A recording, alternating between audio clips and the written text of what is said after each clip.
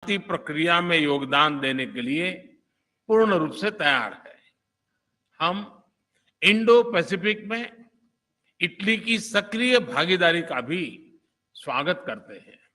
यह बहुत खुशी की बात है कि इटली ने इंडो पैसिफिक ओशन इनिशिएटिव में शामिल होने का निर्णय लिया है। इससे हम इंडो पैसिफिक में अपना सहयोग बढ़ाने के लिए ठोस विषयों की पहचान कर सकेंगे। वैश्विक वास्तविकताओं को बेहतर तरीके से दर्शाने के लिए मल्टीलेटरल इंस्टीट्यूशंस में सुधार आवश्यक है। हमने इस विषय पर भी विचार विमर्श किया।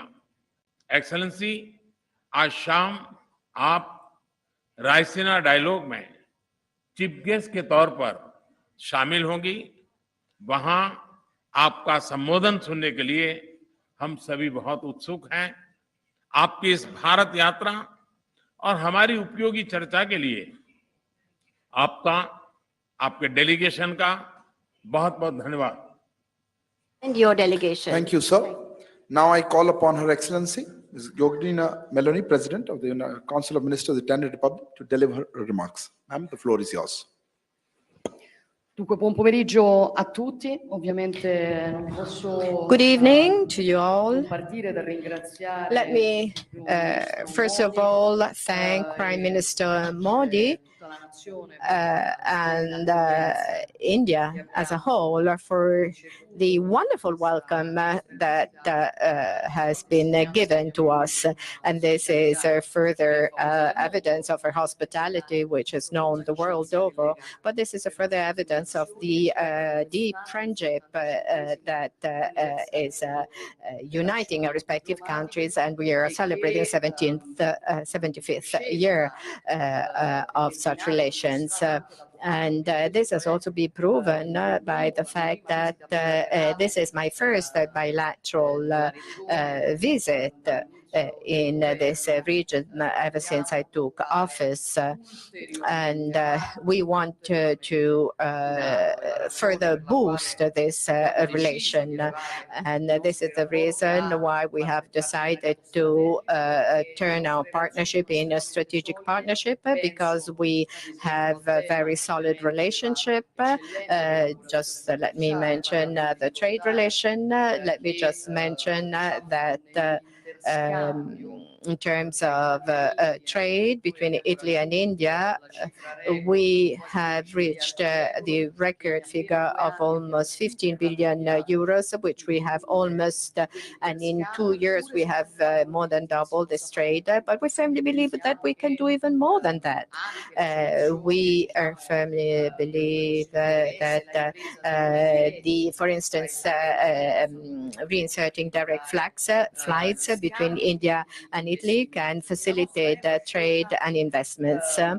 And this is a strategic choice that we are making here, because as you know, the Italian government has decided to project intense activism in the Mediterranean Sea. And when we talk about the enlarged Mediterranean, this means that it also includes this area, because the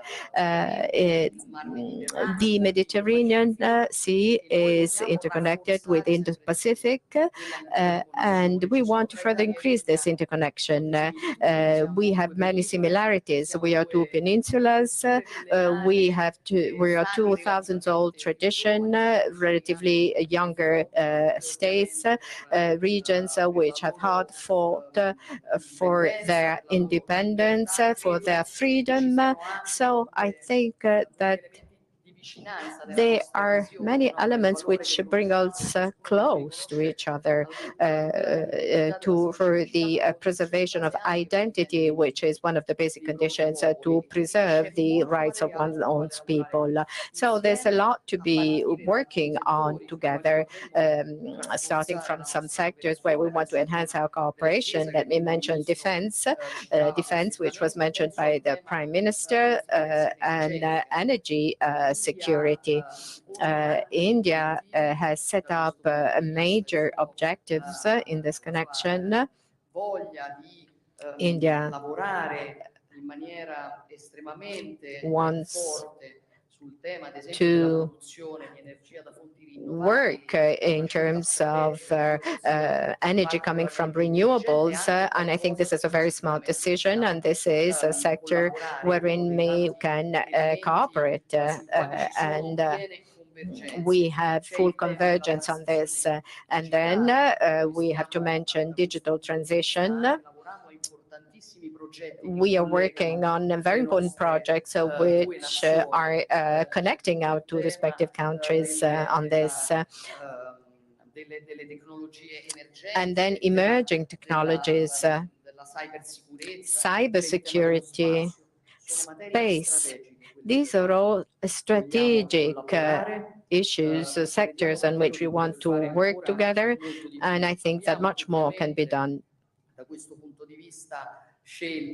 We, as the Prime Minister was saying, we have decided to adhere to the Indo-Pacific Oceans Initiative, and we have done so because we firmly believe that in an international scenario, which has to be based on rules of respect of sovereignty and territorial integrity, it is very important to guarantee stability and the vision of an Indo-Pacific which is open and respectful of the rules of sovereignty and of integrity of the nations. And this now brings me to another topic, the major shock that nations have been facing, the pandemics, and today the international crisis with the Russian aggression on the Ukraine, the impact on world security, the world order, which is based on rules, and food security, energy security, especially for more vulnerable countries. These are issues which become of the essence where now that India has the presidency of the G20, because I think that India can very well represent, in terms of even of leadership, represent the requirements of the countries of the global south. And we definitely do want to give a helping hand along this process to India. Prime Minister Modi knows very well Italy's position, which is giving full support to the territorial integrity of Ukraine, and we both hope that India, having the presidency of the G20, may play a central role in facilitating a negotiating process for the cessation of hostilities for a just peace. And I think that in the previous Bali G20 summit, it has been important to hold the multilateral community united. And we hope that the Indian presidency can do even more on this and further confirming our friendship. So Prime Minister Modi knows that he can rely on us, on our cooperation, full round support for the upcoming G20 Indian summit, G20 summit. They can rely on Italy, on our government to further enhance our relations. I firmly believe that there's a lot that we can do together, and I'm not sure if this will lead me to the approval rate that the Prime Minister Modi has reached. I think he's the most loved one of all around the world. But I mean, this has really proven that he has been a major leader, and congratulations for that, Prime Minister. This concludes the press statements. Ladies and gentlemen, thank you for joining us. Good afternoon.